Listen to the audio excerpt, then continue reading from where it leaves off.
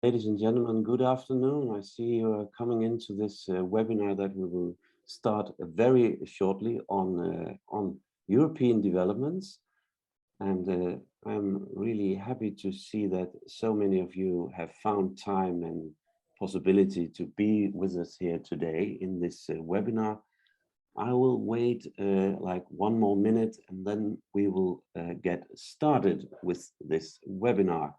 So welcome so far. I see that so far 52 people have entered our room. Welcome. And you see our two panelists already ready for action, Marieke and Rem. You will hear more about them in a very short while. And certainly not to forget Sylvie Kranen. You'll hear who she is also in a very short moment. Welcome everybody to this webinar. We are almost ready to launch. I will wait, I think, 30 more seconds and then we will start this webinar. Welcome everybody. My name is Stefan Wijers. I am the moderator of this webinar. Welcome. Well, ladies and gentlemen, I want to wish you a very warm welcome to this webinar, Europe Today. I'm very happy to have you all on board. My name is Stefan Wijers. I'm honored to be your host in today's webinar. I hope you're all sitting in a nice, comfortable chair, sipping a nice cup of tea. Our webinar is a co-production of the European Chambers of Commerce in the Netherlands.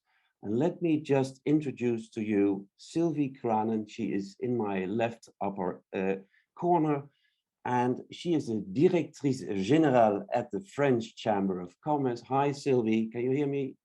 Yes, I can. Thank you, Stefan. And Sylvie is very important today because she's helping me out and making sure that all your questions and comments will be picked up and dealt with. We want this event, ladies and gentlemen, to be as involving as possible. So please do go ahead and ask your questions, and you can do so in the Q&A function down below in the toolbar in Zoom. So go ahead and ask your questions and we will put them to our panel. Furthermore, we have a couple of polls that we would like to put to you during this webinar, and some of you have already sent in questions in advance. Thank you very much for doing so. Well, we are excited to have two highly esteemed experts on board today, and they will shed light on the situation in Europe today. First of all, I would like to give a warm welcome to Mrs. Marieke Blom. She is the chief economist for the ING in the Netherlands. And secondly, welcome to Mr. Rem Korteweg. He is an expert on Europe at the Clingendeal Institute. We will not only give you a political overview today, but we will also try to estimate the business impact of these current European developments. Let's get started. I'm curious to know who you are, so let's begin with getting a little bit acquainted. And here is our introductory poll. Sylvie, please launch our starting poll. And you'll see a short questionnaire with 3 questions. Please go ahead and answer these 3 questions for us. First one is, where is your company headquartered? Is it in the Netherlands, Europe, the USA, Asia, or other? Second question, how would you describe the company you work for? Well, I'm self-employed, or as they say in Dutch, ZZP'er, small and medium-sized enterprise, MKB in Dutch, large enterprise, multinational company, of none of the above.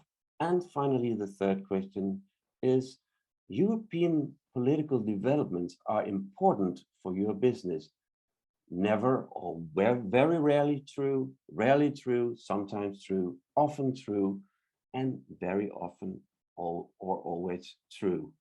So please fill in the answer to these 3 questions in order for us to get to know you a little bit better and to know each other a little bit better.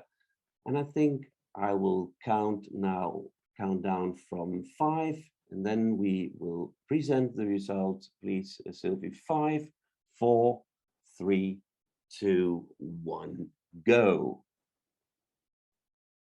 So let's see the result of this poll. So a lot of you, welcome everybody. A lot of you have their company headquartered in the Netherlands, 75%, 22% in Europe, and 2% in the USA. How would you describe the company you work for? You guys, 29% is working for a small and medium-sized enterprise, MKB, 15% ZZP'er, self-employed, and a lot of you belong to a multinational company. Welcome to all of you, 35%, and 9% finally large enterprises, and 11% say none of the above. We go to the third question, the importance of political developments in Europe for your business, and very often true, the majority of 44%, 33% say often true, 20% sometimes through, and 4% finally rarely through. But hope and luckily 0% say never or very rarely true. Thank you very much and welcome once again to this webinar, Europe Today. We will start off with giving both of our highly esteemed panelists the opportunity to speak for 10 minutes each. And first, I would like to give the floor to Rem Korteweg, who is here from Clingendeal Institute. Rem. Thank you very much, Stefan. And it's a great pleasure to join this event. I also want to commend the organizers for the timing of this event, because you managed to do this on the eve of a pretty significant European crisis, which really re-emphasizes the importance of not just looking at the state of Europe today from an economic point of view, but also from a geopolitical angle. Now, going back to the poll results, since 75% of you are either based in the Netherlands or work for a company that is headquartered in the Netherlands, some of my comments about Europe and its geopolitical position will be framed around the Dutch position. Also, because I think it might be interesting for the participants to kind of reflect how the new Dutch government is approaching the broader geopolitical context. So as I'm sure all of you all are aware, there is a new Dutch government made up of mostly the same team, mostly the same players, but some of them in different positions. And I think the most important element that there is going to be some differences in orientation. So when you look at the current Dutch government, yes, the prime minister is the same, but we've seen a change in the Minister of Foreign Affairs and the Minister of Finance. And this is notable. Most probably the dimension that Marieke might touch upon in her comments will focus on the financial governance side of Europe and the new Dutch role. So I won't go too much into detail there. But I think what is key is that usually the number 2 position, the Minister of Finance, is central in shaping the debate in the Netherlands about Europe, because Europe policy is in many respects financial policy. And Sigrid Kaag's role in this, I think, is very important. And we see this reflected in the coalition government, which is, the coalition agreement is much more pro-European than it was under the previous government. And that pro-European tone is a somewhat of a trend that we see across Europe. And I'll focus my comments on this. We see a pro-European tone in the Dutch coalition agreement. But the question is, what will this translate to? This change of government in the Netherlands is taking place in a context in many European countries where European countries are trying to become more geopolitically aware, and that the European Union should become more geopolitically astute. In other words, this new Dutch government takes place in a trend where Europe wants to be more of a geopolitical player. The buzzword to keep in consideration here is so-called strategic autonomy. The EU, whether you listen to the European Commission or the German Chancellor or the French President or even Dutch government ministers, is that strategic autonomy is the ambition of the European Union. And that strategic autonomy takes place not just in defense and foreign affairs, but it's also in industrial policy, economic policy, even Eurozone governance. And multiple crises over the past couple of years, both in and around Europe, are pushing for a greater sense of the European capability to act, to respond, European capability in terms of defense and foreign policy, but also very much on economic or even social affairs. There is a call for greater coherence and greater cohesion. And it translates into this concept of being autonomous, of being able to determine one's destiny by oneself. It's all wrapped up in this ambition for more European sovereignty. And as I said, it resonates in the field of defense and security, as well as economics, financial governance, industrial policy, even climate change, or climate action, I should say. And 4 events over the past couple of years have led to this. We've seen the migration crisis in 2014, 2015, which reinforced this idea that the EU has a common external border. Cynics would describe this as a fortress Europe mentality, but at least there was an agreement that we all stand or we all fall together if we don't manage the migration crisis. Then the advent of President Trump in the White House, which you can disagree with his policies or agree with them, but in Europe, there was a strong sense that Trump forced Europeans to think more for themselves and to contemplate a future where transatlantic relations is no longer the bedrock of European foreign policy. It triggered changes in thinking about the relationship between Europe and the US, and that has huge geopolitical ramifications. Then the third crisis we've seen, which is pushing this idea of European sovereignty, is Brexit. One of our own leaves the club. And we've seen massively intense negotiations between the UK and the EU, but it's brought the EU together. 27 member states agreed that they needed to form a common front to defend the single market.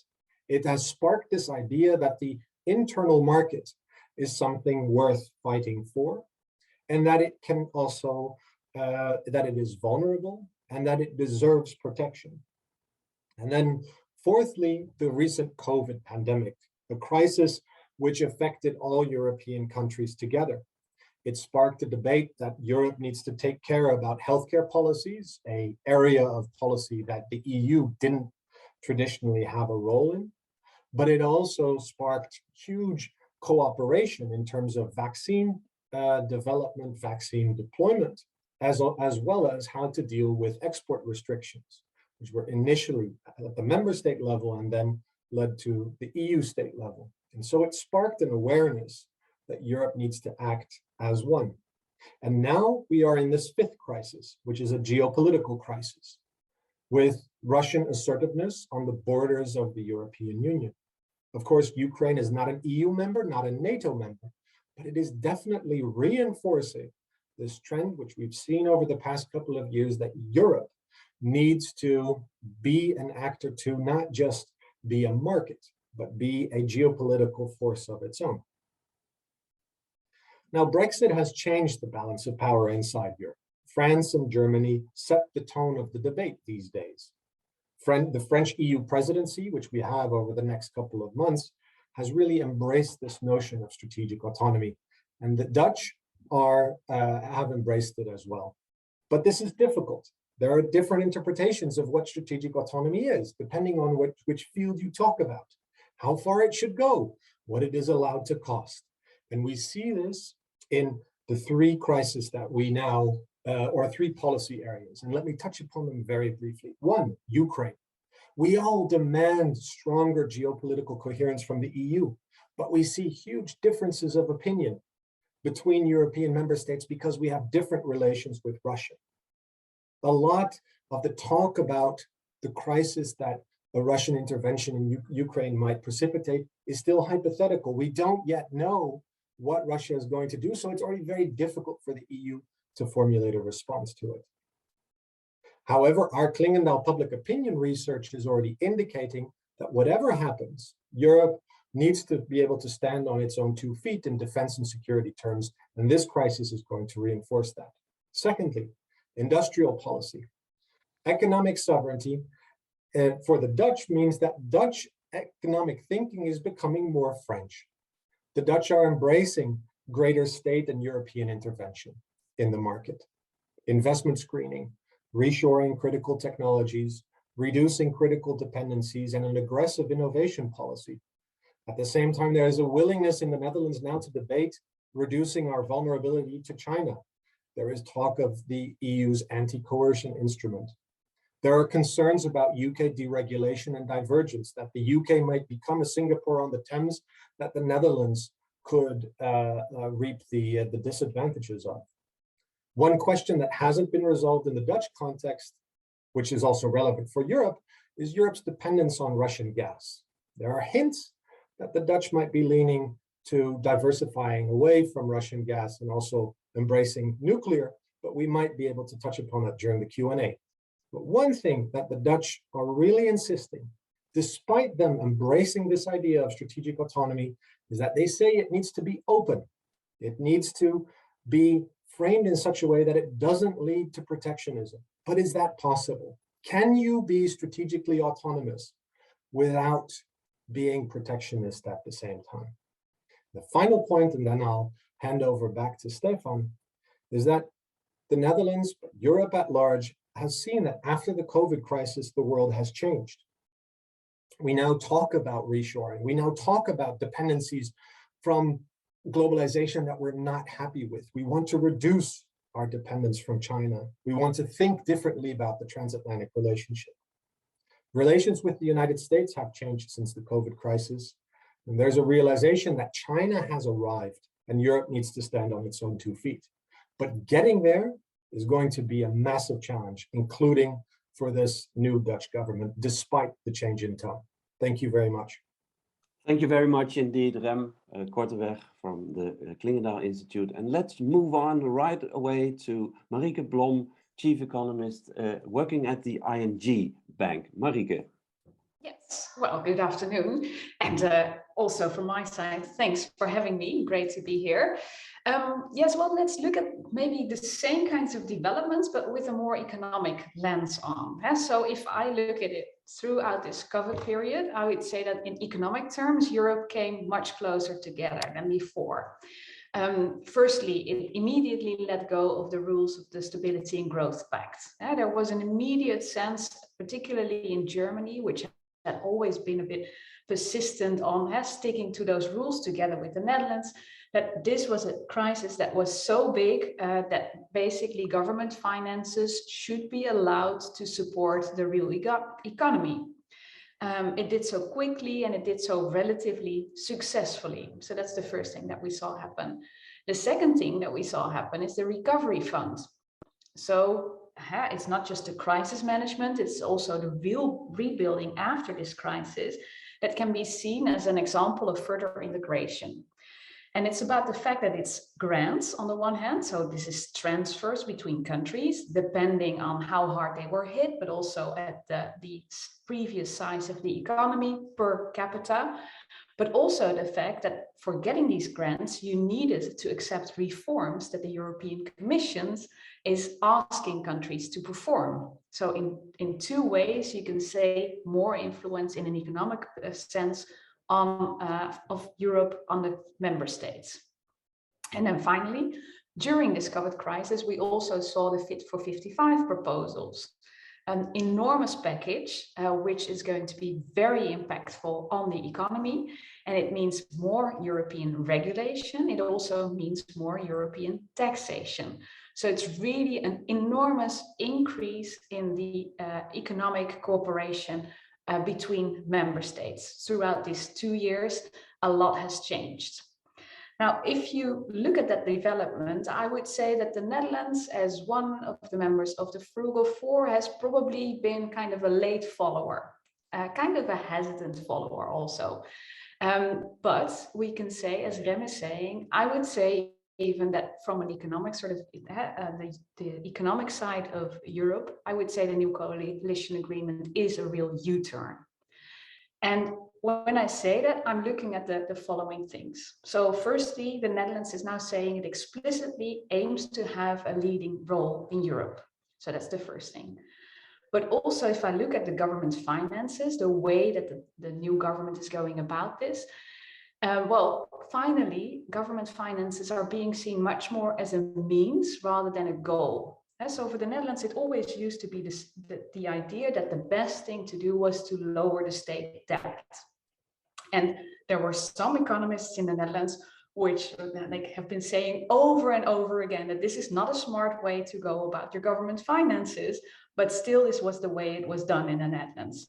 And so the fact that this new government is basically saying that it's aiming for a stabilization of the government debt rather than lowering the government debt, that's a real change. And it's much nearer to what some of the other European countries have been saying for ages. It's not a goal in itself. So that's the first thing.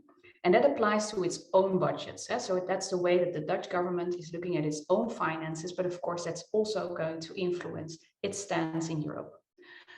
Secondly, they explicitly say that they want room within government finances to counterbalance cyclical developments. So basically, if the economy performs badly, it wants to be able to stabilize that. Thirdly, the coalition agreement says it wants to modernize the Stability and Growth Pact aimed at debt sustainability and upward convergence. Now, if I have to translate what it means, I would say that so far, the Netherlands has been asking a country such as Italy, you need to basically make sure that you're a surplus country and you need to pay down on your debt. Whereas Italy has basically been saying, okay, given the circumstances, what I need to do is be able to invest in growth, because of course it's all about the relationship between the pile of debt on the one hand and the size of the economy on the other hand. And basically the best way to get out of a very high government debt ratio is by ensuring more debt.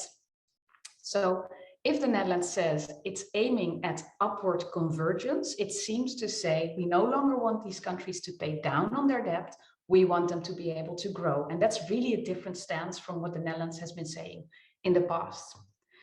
And as Rem was saying, Minister Kaag, that will really shift the balance also within the negotiations in Europe. Also, I would say that the coalition agreement seems to be more open to labor migration under strict conditions, but it also seems to say that this is something that is useful for the economy.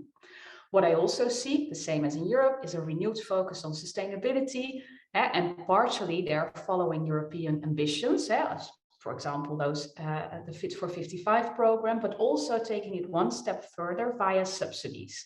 And so the Dutch government is very ambitious on what it wants to achieve there. Then what I see is, as Rem was saying, the increased attention for strategic autonomy. Mostly they are mentioning digitalization, but we can also imagine that they also think of pharma, for example, or chip makers. Related to both is that belief in industrial policies. Now, as an economist, when I think about this, basically in the past, the Netherlands used to say, we will just make sure that the circumstances are right for companies to perform as best as they can, and then the economy will grow. Whereas now, influenced both by these goals, sustainability, for example, strategic autonomy, for example, but on the other hand, also the thinking of an economist like Maria Mazzucato, they believe that they can actually influence not just the growth, but also the type of growth. So basically, this Dutch government seems to be saying it's not just about the fact that we want growth, we want a specific type of economic growth. Finally, also relevant to notice, I would say there's a slightly tougher stance on corporates in general, specifically when it comes to taxation. So basically, of course, the Netherlands has been seen as a tax haven, And it seems to be that Dutch politicians are gradually moving away from that. From a European perspective, this is good for cooperation because that is something that has been held against the Netherlands by, for example, the Southern European countries. So all in all, from an economic perspective, I would say it's quite a U-turn there. What are the economic consequences? And these consequences go not just for the Netherlands, but this is basically the Netherlands is now taking the same direction as Europe and it's in its entirety is taking. So what is happening there to the economy? I would say firstly and importantly, there's a lower chance of cyclical developments influencing GDP. So basically the euro crisis was much more severe because a country such as the Netherlands was responding to it with its fiscal stance by making it worse, basically. The chances of that happening, I would say, have become much, much smaller over the past couple of years. So that's the first one. And it's good for cyclical companies. So if your company is really dependent on the cycle, then I would say that this is really good news. Secondly, this may lower growth slightly over the longer run. And why would it slow growth? Basically, it means more regulation. It means more local production. And these things typically tend to slow down slightly productivity growth. And that's the whole idea of why we do international trade, for example, is the fact that companies can make use of the comparative advantages of different countries, meaning that those countries are relatively productive in a certain segment. And specifically for a country such as the Netherlands, it's really important to benefit from these economies of scale that other countries, other companies can come up with, for example. So it may mean slightly slower growth. Yes, thanks.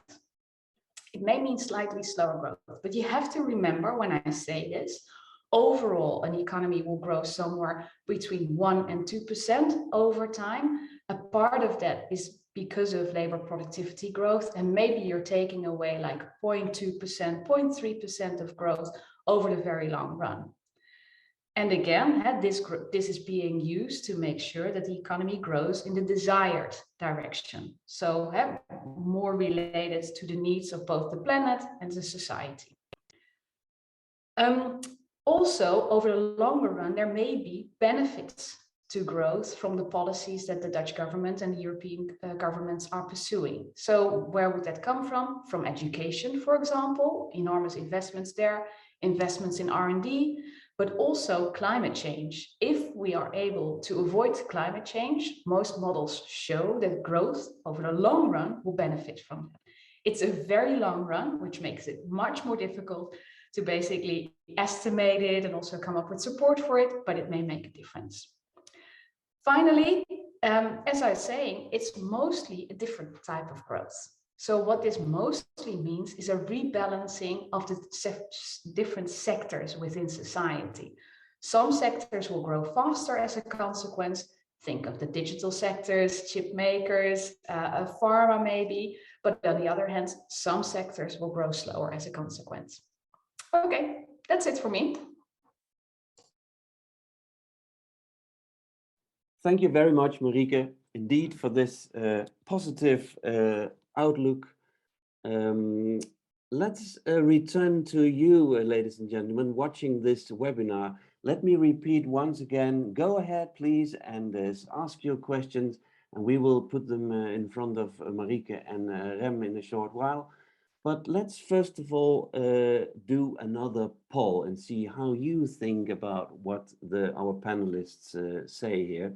And this idea that Rem was talking about is coming up in this poll, the European autonomy, yes or no. So go ahead, and here's again a batch of 3 questions in one. First question, do you eventually think Europe is coherent and strong enough to withstand pressure from Russia, China and the US, yes or no?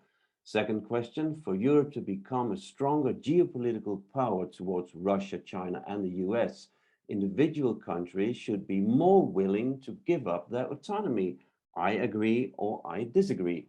Finally, the third question we would like to know your opinion about is, would you eventually be prepared to sit in the cold, no gas, as a consequence of sanctions against Russia for entering Ukraine?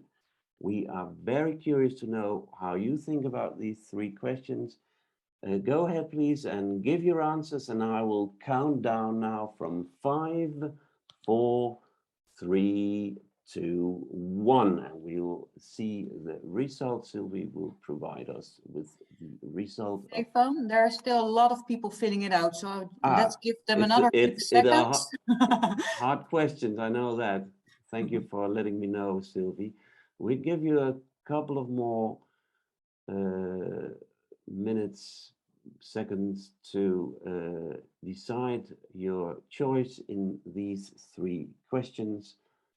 The coherence and strength of Europe, the first one. The second one, should we be willing to give up autonomy, yes or no? And the third one, about being prepared to sit in the cold as a consequence of sanctions against Russia for entering Ukraine.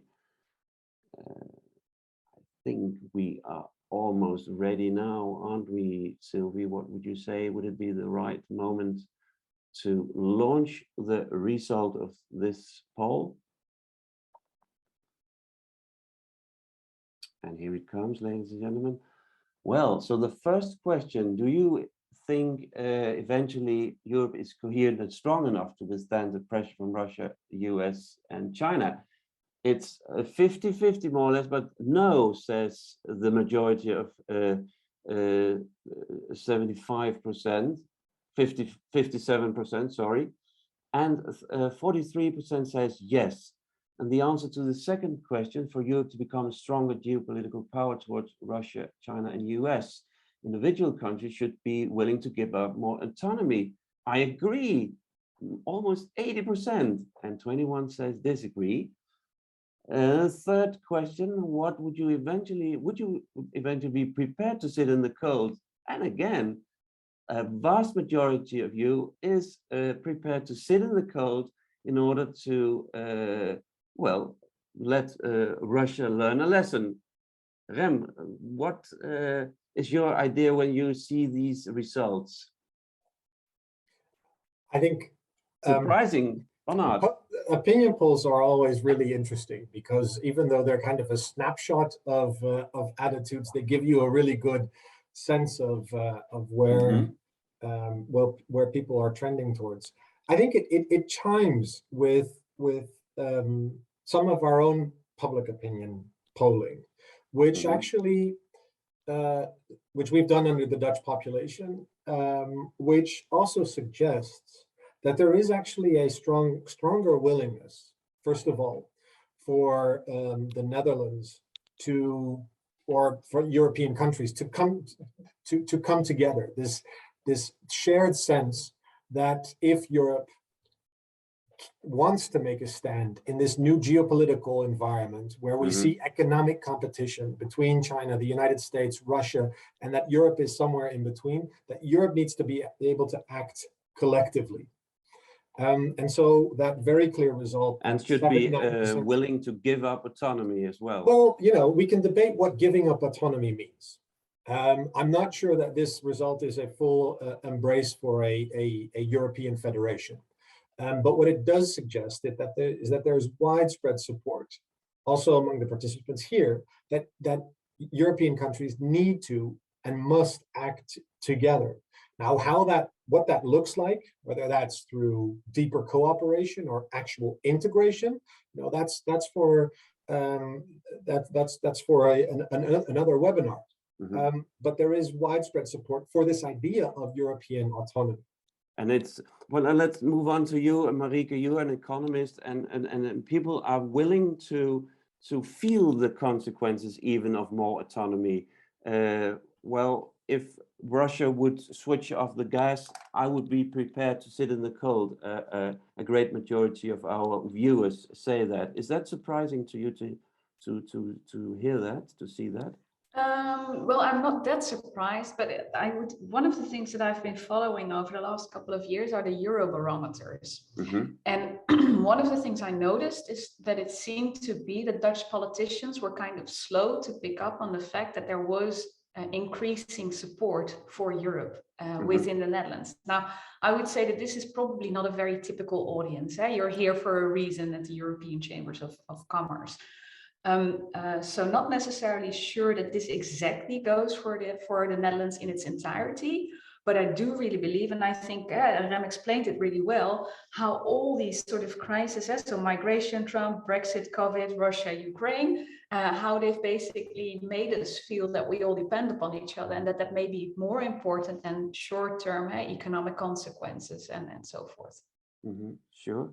And I see that a couple of you have gone ahead and have asked questions. Sylvie, what have you got for us? Pick a question out and let's put them to the panel. Yes. I have a question for Marieke, coming from Alexander Verkerk, from Halmstad, Sweden. So we also have representation in the north of Europe. The question is, what do you think about the EU taxonomy? How is ING planning to use this taxonomy? And also in light of the recent proposal by the European Commission to label gas and nuclear energy as green investments. Yeah. Taxonomy. So your idea about the EU taxonomy. Yeah. What is taxonomy for So basically, for you who don't know, largely it is basically the EU saying how to classify certain kinds of activity. And in a typical EU manner, it's quite specific on exactly how to do the labeling. So it's a very, very extensive framework on all sorts of activities and how to label them. Now, it's not a question whether or not we are planning to use this. We will have to, because it's not only the fact that activities need to be labeled. The other thing is that we will be, as very many financial institutions, obliged to report on exactly what we're doing in terms of sustainable investments and so forth. So basically, our portfolio will have to be screened by all these criteria. And I see it as it's basically a set of things that Europe is doing. On the one hand, there's things like Fit for 55, which is about regulations, norms, taxation, subsidies, and so forth. That will make the biggest difference. And the real economy will mostly change because of those regulations. But then the second thing that the Commission is doing is trying to make sure that private financial flows actually go into the right direction. I believe the taxonomy will help there. To be honest, I don't think it's a real game changer. So basically all these taxes and so forth are a much stronger lever than the taxonomy in itself is. But we, as many companies, as many players, will have to follow it. And then when it comes to the labeling of gas and nuclear, from the Dutch perspective, this is difficult, because basically for us, fossil fuels is all about gas. However, this is not the case for every country in Europe. So it's kind of like, it's difficult. So for us, maybe we need to steer away from gas, whereas other countries would be helping us out a lot if they're steering towards gas. So I would say we have to understand it in the European arena, which means that I'm a bit more flexible on it.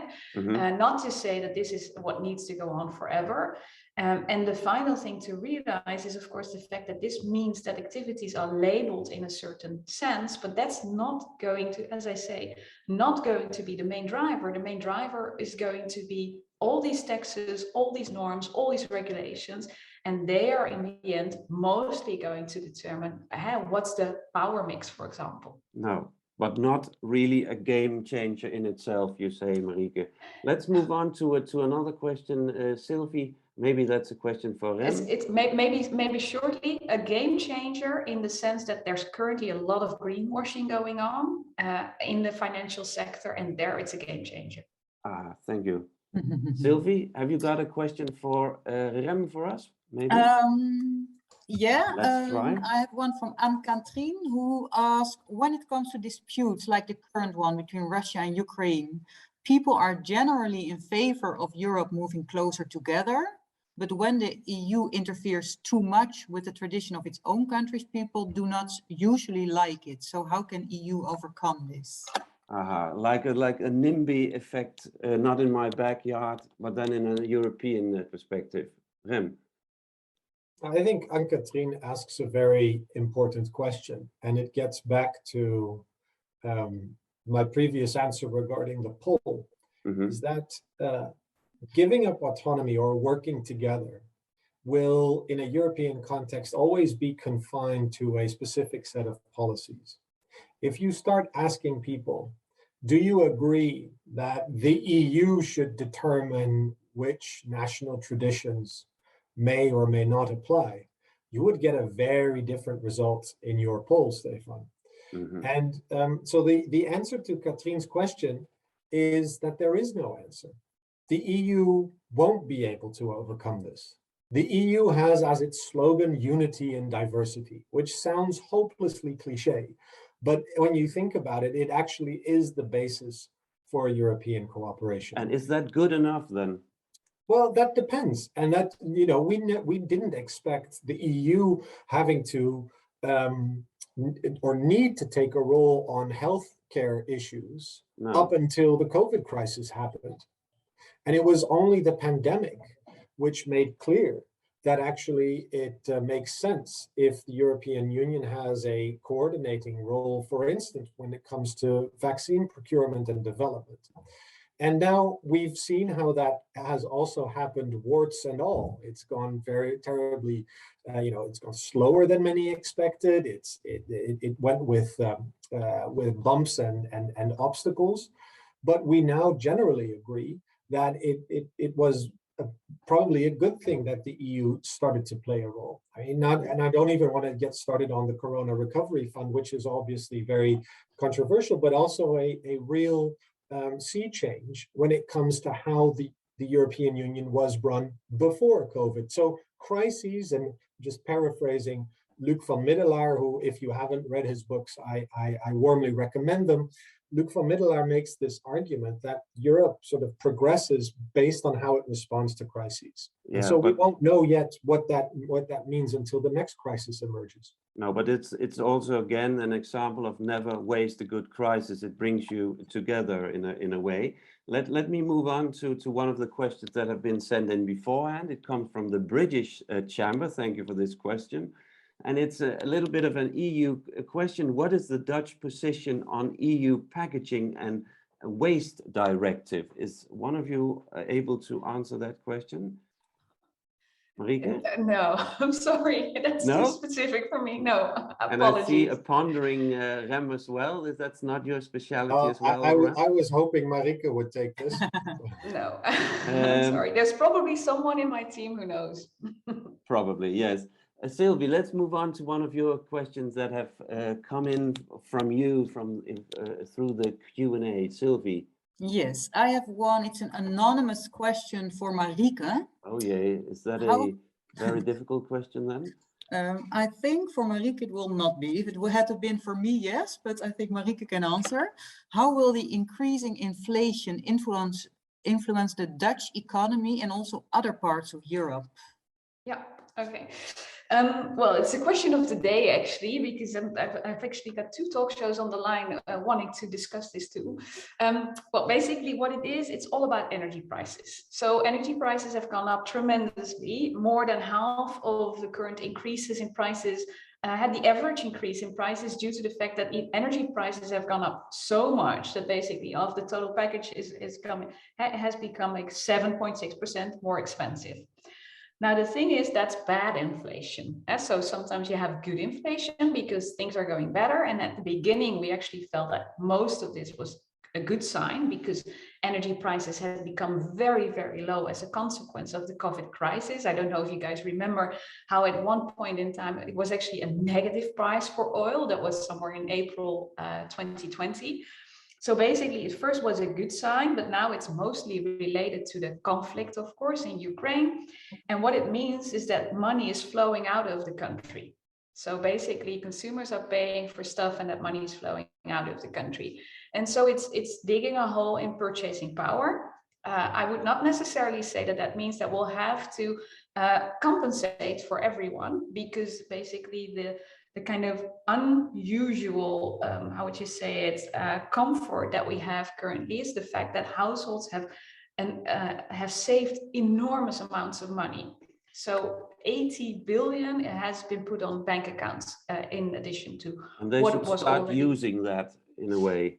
Some people will start using that, and basically that makes the impact lower than it would have been otherwise. But all in all, I mean, this is negative for the economy. Okay, thank you. Let's move on to our, is there another question we could ask? Sylvie, please. Yes, I've got still many questions. There's I'm one really for Rem. happy to have all these questions, ladies and gentlemen. Thank you for doing so. Sylvie? Yeah, so the question is now what the negotiations with Russia have stalled, and Putin says the West is not listening to our concerns. Which scenarios do you foresee unfolding in this conflict in the coming weeks? Wow, Rem, Big question. what's going to happen? So I always like these questions where you're asked to look into your crystal ball. There are a number of scenarios which are being discussed. I mean, one is the most positive one, is that diplomacy ultimately finds a way. And so, yes, we see Putin's response to the Western response to Putin's demands. And some of the headlines suggest that he's dismissed the response. Others will point out that actually there are a number of openings that Putin gives, because Putin has not walked away from diplomatic negotiations. He has he's giving a tough response, but he hasn't said that diplomacy is useless. Others that take a more negative approach would say, well, this is all stalling tactics. It's stalling tactics because in the end, he doesn't have the troops there yet to be able to take any quick military steps. And we need to wait until, as a matter of speech, to wait until the ground is frozen a little bit more, or that there are a couple of tens of thousands of Russian soldiers. The truth will lie somewhere in the middle. And that is that we're not at the end of the diplomatic rope, but there is a significant possibility of military action. What that military action looks like, however, is still shrouded in uncertainty. There are those that say he will make a push for Kiev to prove to the Ukrainians once and for all that they are part of the great Russian people. Others say, well, yes, he will be satisfied by only taking, between quotes, a little bite out of Ukraine. We just don't know. But until that time, it's, I think, just a matter of good form to allow diplomacy to take its course and to see where we get there. Keep Putin talking would be the recommendations you have, because as long as he talks, he doesn't fight. And I think there are more questions about this topic of the tensions around Ukraine, Sylvie. Maybe we can take one more of those questions. Yes, we can. There is one. Let me see if there's more on the. There's not more on this one, but I have one could be interesting for both Marieke and Rem. Yes. That is about the inflation as well. Which influence do you expect the rising inflation will have on the sustainability developments? So consumer choosing products and services based more on price than sustainability. And are there any political initiatives to overcome such challenges without increasing inflation any further? Yeah, Marieke, will it mean that people will tend less to buy sustainable products, this high inflation rate? I think it probably depends from households to households. So what you will probably see higher income households do is they will make sure that they renovate their home as a consequence. They will make sure that they buy solar panels if they haven't done so already. So there may be for some people a push in the right direction, It may also help the support for sustainable policies, for renewable energy policies, basically. And for some people, it basically means that they don't have the money left. So that's also the case for a lot of, with regards to sustainability. And what you see the Dutch government do is basically there's a carrot and the stick when it comes to sustainability. The stick is taxing and it's regulation norms, for example. So you need to have a more efficient house, you need to have more efficient electrical equipment and so forth, taxation, and that all hurts. So it makes things more expensive and so forth.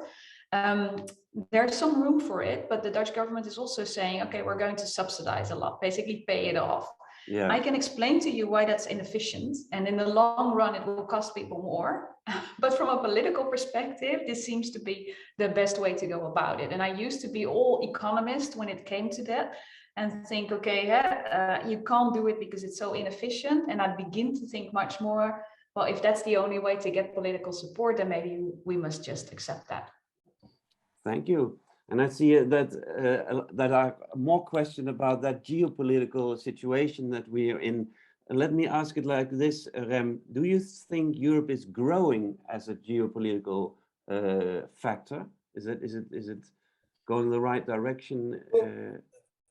Yeah, no, I think it's a fair question. It's also an important one, which I'll do my best to answer it in a minute. But yes, I do think so. And you see it particularly in an area which we haven't talked about so far, which is trade. I see that a number of questions are also coming in suggesting, okay, to what extent is the EU going to develop a military of its own, or where is European defense integration going? That's moving ahead, but where we really see a new change, a new zeitgeist, a new frame of mind in the European Commission is on how to use trade and trade instruments as tools of geopolitics, of tools of foreign policy. Now, trade and foreign policy have always been very closely interconnected. Yes. But in our mindset, in sort of the 1990s liberal thinking, you said, well, okay, what companies do is one thing, and then governments should kind of try to stay away from that as much as possible. That was a very European or even Western approach. We see Russia, China, increasingly the United States, very closely connecting their trade policy to their national security goals. Europe is moving in that same direction. We have an anti-coercion instrument, which is all about shielding Europe from extraterritorial sanctions. Sanctions, again, are being discussed. We even have our own Minister of Foreign Affairs saying, well, economically, Europe is a giant. Well, that giant is also going to make its weight felt in the geopolitical sphere. Whether it's enough is a different question, but we are. What is the best example of this power, this new power? Where do you see that? You say trade, and what was we are now leveraging access to the internal market and market access to Europe for certain foreign policy and national security goals. So there is a very clear discussion taking place right now in the Commission that we don't want to import goods that are produced with human rights under human rights regimes which we don't approve of. And that's all related to, say, China and Xinjiang. It's a very clear foreign policy statement. We are connecting sustainability and climate targets to EU market access. Now, this sounds technical, but it's very much about using your own market and saying, well, only folks can play on our market if they also play by our rules and our rules and regulations. And they are becoming more and more politicized. We have one more question for you, and this relates to the new wind that's blowing in Europe that Marieke also mentioned. Let's have our third poll question, please, Sylvie, and we will be happy to let you fill in the answers to those questions. So it's a poll with two questions. Over the past decade, the impact on my business of the European economic policy, think of the Stability and Growth Pact, has been slightly positive, highly positive, slightly negative, or highly negative. So that's question number one. Question number two is the impact of the European Green Deal, climate action, on my business will be huge, significant, negligible or hardly measurable at all. So the first question is, over the past decade, the impact of my business of the European economic policy has been positive or negative, or the impact, that's the second question, the impact of the European Green Deal, if that has been huge or not measurable. We are interested to know your opinion about these two questions. And Sylvie, have you got an idea as to how many people have filled in the questions so far? Are we Yes, ready? we're at 50%. So I'll let's give you one more minute. Exactly. The impact of European policy on your business, and the second question is about the European Green Deal and how you will be impacted by that in your business. I think we are about ready to launch the result of this third poll, and I will count down from 5, 4, 3. Yes. So this is a very diverse picture. Marieke, what strikes you when you look at these results? Well, the first one, so the Stability and Growth Pact, which by Economist has been often named the Instability and Stagnation Pact, is actually seen as quite positive. So that's fascinating for me. And I would say that specifically, given that we have quite many Dutch-based companies here, I would say, well, maybe reconsider a bit how you think about this, because it's probably also hurt us over the last decade. But interesting to see. So this is a very strong belief also in the Netherlands. So yeah, maybe it was because of the way that the question was asked. And also very interesting, so the impact of the European Green Deal and then climate action, that more than half of people here are saying that it will have a significant or huge impact. It is an enormous package, so in that sense I'm not so surprised, but given the fact that we have many services companies usually in the Netherlands, you may also say, well, for them it's probably going to be relatively limited. So I would say that this is a high share of people saying that it will have a decent impact. Yeah. Thank you. Interesting. We have a couple of more minutes during our 1-hour webinar. Sylvie, have you got another question for us, please? Yes, there is a question from Mattia who asked whether the creation of a common EU army or a closer military cooperation among EU members in order to obtain a more coherent response in geopolitical crisis, whether that would be an option, if that's something you think. Like some kind of a new NATO REM. What is your response to that? We've seen a lot of talk about an EU army, particularly in Brexit circles, and I use that comparison deliberately. There are very few European politicians that believe in the necessity to integrate European militaries to such a degree under one joint combined command that you can talk of an EU army. What we are seeing is deeper integration of different specializations, deeper integration when it comes to procurement. So why do we have in Europe 20 different types of tanks, for instance? Wouldn't it be much more efficient if we all just had one same system? And that's the type of integration that folks are really talking about. And if you move in that direction, the amount of money that Europe spends collectively on defense can be spent much more efficiently, making Europe a much more capable actor militarily, either by itself or together with the United States in NATO. I mean, don't forget, some of the criticism that Donald Trump had over NATO was actually quite justified. That the United States is bearing the much larger share of the burden than the rest of Europe, than European countries are. You can move towards a more equitable relationship, also in NATO terms, by moving in that direction of deeper integration. That's something very different from an EU army, which has frankly been a bit of a red herring in the debate, particularly in a UK context. And it is not needed at all, if I understand you correctly. We have power enough that is developing and stepping up these. There is. We are still very far away from building military systems where national leaders no longer have a say over their deployment, if we ever get there.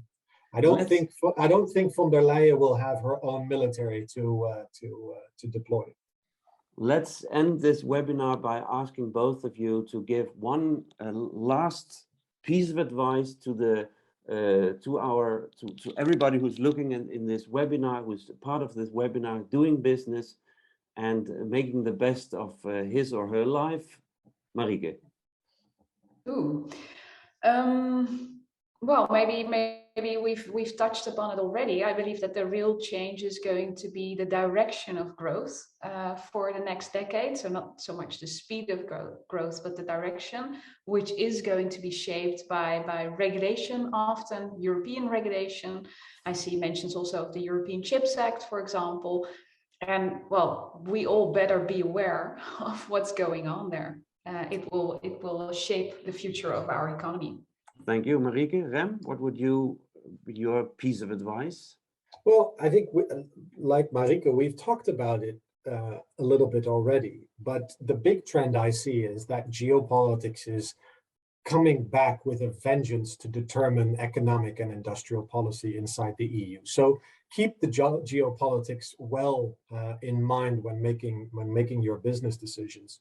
The only advice I also have is, to the degree possible, let's try not to throw away the baby with the bathwater. There is a lot of talk these days about international trade being bad, or that dependencies on other countries is bad.